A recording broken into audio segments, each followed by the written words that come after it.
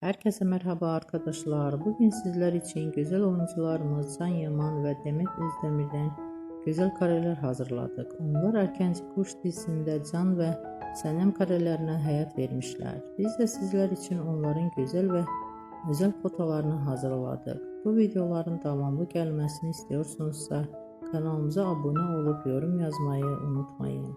Hoşça kalın.